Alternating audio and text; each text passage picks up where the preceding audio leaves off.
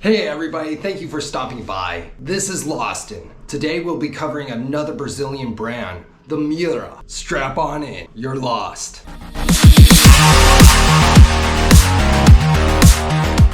Miura was a Brazilian brand created by Aldo Basson and Itamar Galbi, owners of Aldo Auto Capos.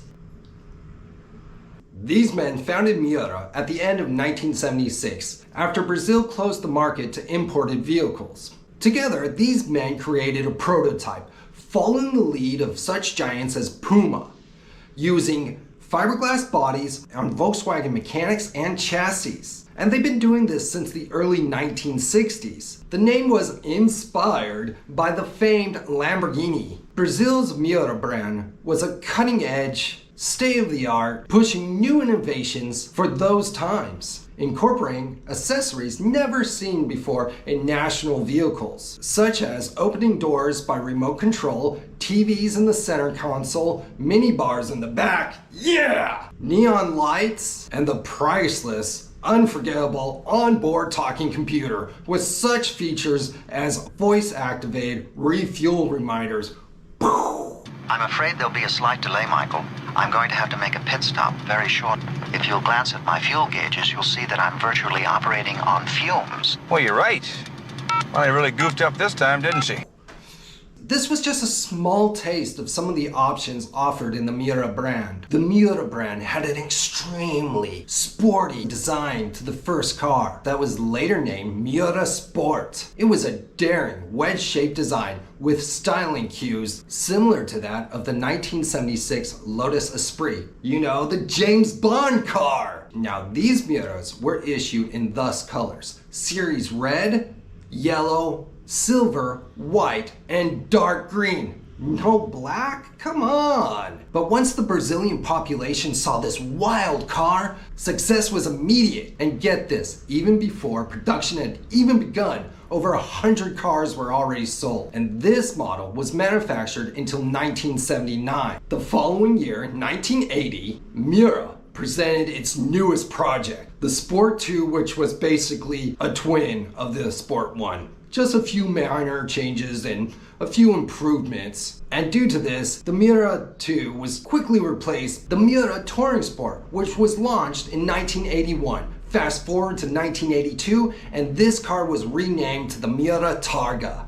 being the first Miura vehicle to adopt the MD 270 and the 1600 motor. And unfortunately, this one had front-wheel drive, which was a very progressive step forward in Miura, but for race car guys, not so much. Over a few years, this became the convertible version, with only a few changes beyond this. The Spider and Cabriolet models were later offered as much simpler and cheaper cars. In 1984, the Sega was launched. Now this was Miura's most luxurious car yet to offer. The Saga had the mechanics of the Passat TS and the AP 800 engine and a manual 5-speed gearbox. This did raise the price of Miura. In addition, this bad boy did have a TV in the center console, leather seats, leather trimmed dash, onboard computer, and once again, the minibar. 2 years after its launch came the 787, and this was an improved and sportier version of the Sega. In 1987, the X8 was launched, and this was a huge sales success for the brand. In 1988 and 1989, two